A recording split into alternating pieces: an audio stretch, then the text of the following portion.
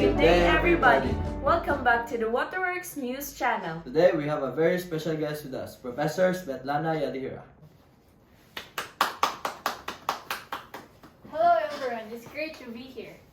Professor, how are you doing today? I'm doing good. I just got back from doing some research in a very nice area in Barili, Cebu. But really? That's where my cousin's from. Well, it's a very good place. I'm sure you're familiar with the Mantayupan Falls. When I went there, I was following up a study on the water quality of the river itself. Though there were many chemicals and some organisms sprawling around here and there, the water quality was still good enough to drink. If someone's planning to go there, is it better that they don't pack any water? No. Though the water quality is good, I'd advise against drinking solely from the river. Some people might have sensitive stomachs and end up getting diarrhea if they were to drink this water that's not as filtered as the water we drink today. I see. So, Professor, could you tell us some of the unique characteristics of the area? In general, I like the abundance of nature around the waterfall and the river itself.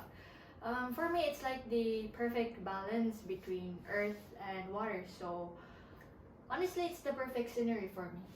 So, do you think this is because of the efforts of the local barangays trying to beautify the areas for tourists to turn around? I've never heard of such a program, so I am familiar with how there are people assigned to the area to guide tourists, and I've seen cleanup programs being done, but not necessarily one focusing on environmental conservation. What do you think would be the cause of this abundance in plants and wildlife? I think it's all thanks to the phosphorus cycle. The phosphorus cycle? That sounds a little complex. Oh, no, not at all. I'll show you an illustration to make you understand. There are several key steps in the phosphorus cycle. First, rain goes against rocks, causing them to weather down. This releases phosphate ions and other minerals into the soil and nearby water bodies. Now that these ions are in the soil, plants consume these ions and contain them for a period of time.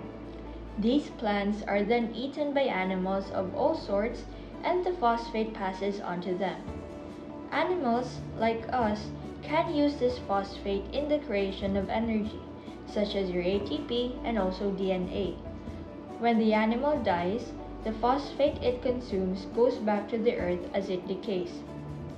From the soil, the phosphate ions may be pushed out into the ocean, where they settle into sediments over time. Wow, that felt like too much to digest. I thought that was pretty understandable.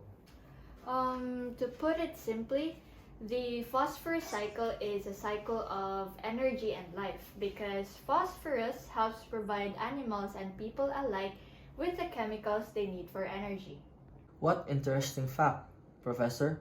So how does this all fit into the Mantayupan River? I think it's because of the right amount of phosphorus in the water. There's just too much to support so much wildlife living in the area. Yes, indeed, that's correct. Really? Looks like I did learn something after all. Isn't that a surprise? Thank you everybody for tuning.